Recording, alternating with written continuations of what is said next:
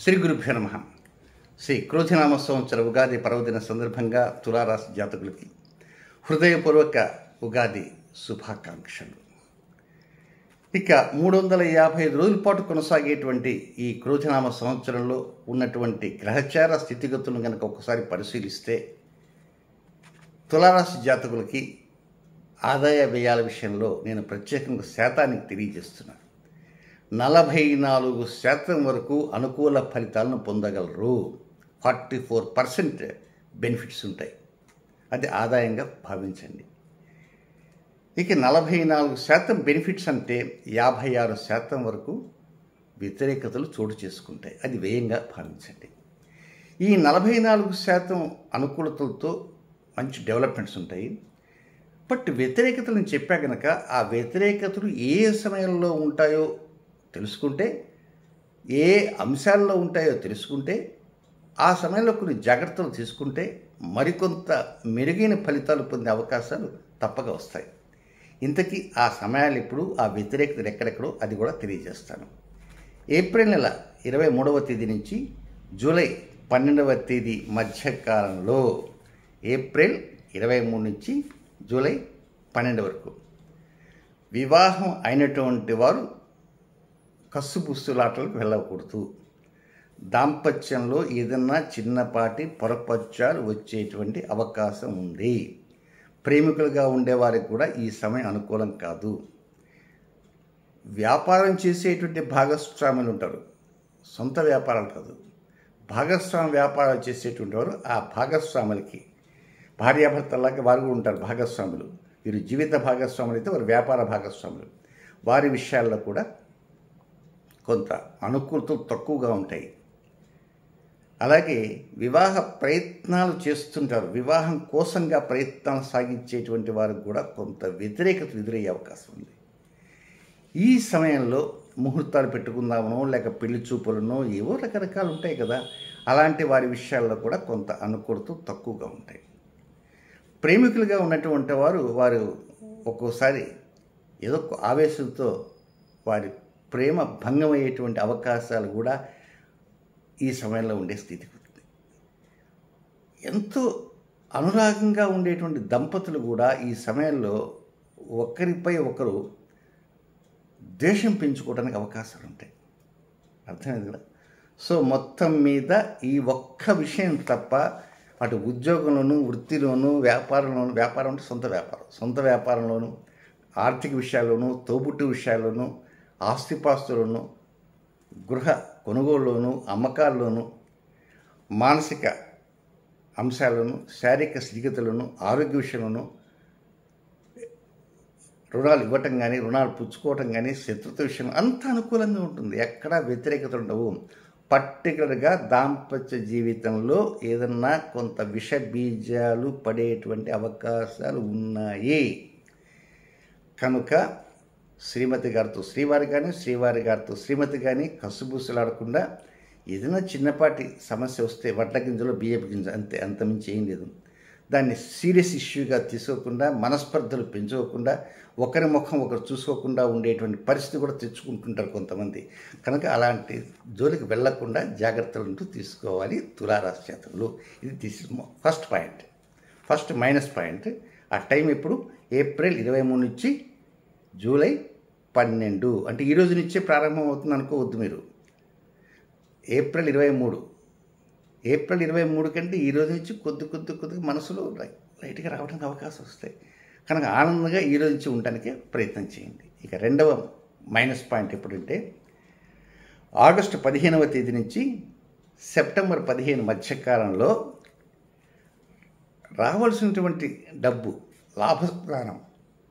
ఇక్కడ లాభస్థానం అంటే ఎన్ని రకాలుగా చెప్పచ్చు. మీరు చేసేటువంటి వ్యాపారాలు, మీరు చేసే వృత్తులు, ఏదైనా లాభమే. ఒక కార్యక్రమం కోసంగా బయలుదేరి వెళ్తుంటారు, అక్కడ ఏదో పని అవుతుంది, కార్యజయం అయితే మీకు ఏదో బెనిఫిట్స్ వస్తాయనుకుంటారు. అక్కడ కార్యజయానికి ఏదో కొంత వ్యతిరేకత వచ్చి మొదటికే మోసం వచ్చే అవకాశం ఉంటుంది. ఎవరో మిమ్మల్ని అడుగుతారు, ఏమండి మీరు ఏదైనా మంచి సలహా ఇవ్వండి అని. మీకు తోచిన సలహా ఇచ్చారనుకో, ఆ సలహా ఇవ్వండి, అక్కడ ఏదైనా నాకు డబ్బు కనుక వస్తే అందులో కొంత భాగం మీకు ఇస్తానండి, షేర్ ఇస్తానని చెప్పారనుకో, మీకేదో కొంత అనుభవంతో ఉందని ఉద్దేశంతో వారు అడిగి ఉండొచ్చు. మీరు చెప్తారు, చెప్తే వారు వింటారు, దాని ప్రకారం వారు పాటిస్తారు. ఆ పాటించి వారికి డబ్బు వచ్చినప్పటికీ మీకు ఇవ్వకపోవచ్చు. చూసారా, మీ సలహా పాటించి వారు డబ్బు పొందినప్పటికీ లబ్ధి మాత్రం మీకు రాదు. అప్పుడు అనుకుంటారు, చిచి అనవసరం, ఈ వెధవకు చెప్పాను, దారి చూపించాను, అడ్రస్ ఇచ్చాను, ఫోన్ నెంబర్స్ ఇచ్చాను, వాడికి ఏదైనా డబ్బు వస్తే నాకేదో కొంత పర్సెంటేజ్ ఇస్తానన్నాడు, పర్సెంటేజ్ ఇవ్వలేదు, ఎగ్గొట్టాడు. చూసారా, రావాల్సిన డబ్బు కూడా ఆ సమయానికి రాదు. అంటే ఆ సమయంలో చాలామంది కాంట్రాక్టుల వ్యాపారులు ఇలాంటి వారు కానీ రావాల్సిన డబ్బు ఏదైనా ఉంటే, లేదా మీరు ఎవరికైనా వడ్డీకి ఇచ్చుంటే వడ్డీతో కలిపి ఆదాయంగా ఆ సమయంలో వస్తుందనుకుంటే మొదటికి మోసం వచ్చేటువంటి అవకాశాలు ఉన్నాయి ఆగస్టు 15 నుంచి సెప్టెంబర్ 15 మధ్యకాలంలో. అది తప్ప మిగిలిన అంశాలు అంటే ఏంటి, దాంపత్య జీవితం బ్రహ్మాండంగా ఉంటుంది, వివాహం కానటువంటి వారికి అనుకూలతలు ఉంటాయి. ఇక అమ్మకాలు కావచ్చు, కొనుగోలు కావచ్చు, తర్వాత ఆర్థిక లావాదేవీలు కావచ్చు, తోబుట్టువుల విషయాలు కావచ్చు, మానసిక విషయాలు కావచ్చు, శారీరక విషయాలు కావచ్చు, ఆరోగ్య అంశాలు కావచ్చు, అంతా అనుకూలంగానే ఉంటుంటుంది.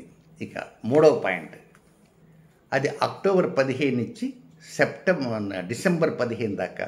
అక్టోబర్ 15 నుంచి డిసెంబర్ 15 అంటే 2 మాసాలు, 60 రోజులు. భక్తి టీవీలో నేను నవంబర్ 15 దాకా చెప్పాను. ఎంచేతంటే అక్కడ ఇచ్చే సమయం తక్కువ కనుక కొంత కట్ చేసి చెప్పాల్సిన పరిస్థితి ఏర్పడుతుంది. సో అక్టోబర్ 15 నుంచి డిసెంబర్ 15 మధ్యకాలంలో ఏదో మనసులో బాధ, శారీరక సంఘర్షణ, మానసిక సంఘర్షణ, ఫైనాన్స్ విషయంలో కొద్దిగా కష్టం, ఎవరితో ఏదైనా మాట మాట్లాడితే వారు సక్రమంగా అర్థం చేసుకోరు, మీకు ఆవేశం వస్తుంటుంది, మీకు విసుగు పుడుతుంటుంది, మాట్లాడే ప్రతి మాట కొంత జాగ్రత్తగా మాట్లాడాలి అనుకుంటారు, మాట్లాడలేకపోతారు. ఒక విధంగా ఫైనాన్షియల్ ప్రాబ్లమ్స్ ఎక్కువగా ఉంటాయి. ధనస్థానం దెబ్బతిన్నది అని, వాక్స్థానం దెబ్బతిన్నది. ఆ సమయంలో మీకు ఏదైనా చిన్నపాటి లోపమైన కంటి విషయంలో, నేత్రాల విషయం వచ్చిందనుకోండి, డాక్టర్కి చూపించింది. ఆ సమయంలో మీకు బాగా జలుబు చేసిందనుకోండి, కొంతమంది జలుబు చేసి తుమ్మి ఈ కళ్ళు పెట్టి నులుపుతారు. ఆ నులిపినప్పుడు ఆ నులుపుతుంటే ఆనందంగా ఉంటుంది, వేసి నులిపి అట్లా చేతులతో అనేటప్పటికీ ఒక్కోసారి కన్ను వాచిపోతుంది కూడా. So take care. అది అక్టోబర్ 15 నుంచి నవంబర్ 15. ఈ మానసిక శారీరక సంఘర్షణలు, ధన విషయాలు తర్వాత మిగిలిన విషయాలు ఏంటి, వృత్తి, ఉద్యోగము, వ్యాపారము, తోబుట్టువులు, ఆ తర్వాత ప్రయాణాలు, ముఖ్య ప్రయాణాలు, రాబడి, పోబడి, భాగస్వామ్య వ్యాపారాలు, వివాహం కాని వారికి అనుకూలతలు, వివాహం అయిన వారికి అనుకూలతలు, సంతానంలో డెవలప్మెంట్స్, ప్రమోషన్స్, ఆ తర్వాత పోతే ట్రాన్స్ఫర్స్, ఇవన్నీ అనుకూలంగా ఉంటాయి, ఎక్కడా వ్యతిరేకత ఉండవు. సో ఈ తులారాశి జాతకులకి 44% తక్కువగా ఉంది, అభివృద్ధి దిశగా వెళ్ళలేకపోతారని దిగులొద్దు. చిన్నపాటి పరిహారం తెలియజేస్తాం. అదేమిటంటే జూన్ 1వ తేదీ నుంచి జూలై 7వ తేదీ మధ్యకాలంలో 6 శనివారాలు, 5 మంగళవారాలు వస్తాయి. జూన్ 1 నుంచి జూలై 12 వరకు 6 శనివారాలు, 6 మంగళవారాల్లోనే పరిహారం పాటించాలి. శనివారాలలో రాహుకాలం మార్నింగ్ 9 to 10:30 ఆ మధ్యకాలంలో, మంగళవారాలు అయితే రాహుకాలం మధ్యాహ్నం 3 to 4:30 ఈ మధ్యకాలంలో, కేవలం 4 నిమిషాలు. ఈ మొత్తం 11 వారాలు వస్తాయి.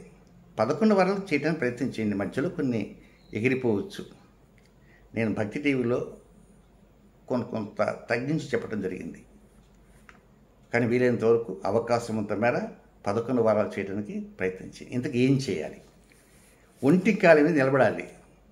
ఎలా సాధ్యం అనుకోవచ్చు. ఇది కుడి కాలు, ఇది ఎడమ కాలు, ఇది కుడి పాదం, ఇది ఎడమ పాదం.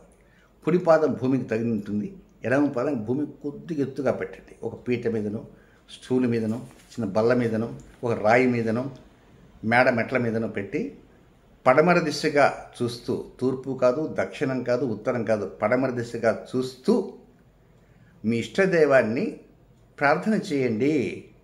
4 నిమిషాల పాటు చాలు. ఆఫీస్లో ఉన్నా చేయవచ్చు, వీధిలో ఉన్నా చేయవచ్చు, ఇంట్లో ఉన్నా చేయవచ్చు. Very simple. ఆ 4 నిమిషాలంతా ఫోన్ మాట్లాడకూడదు.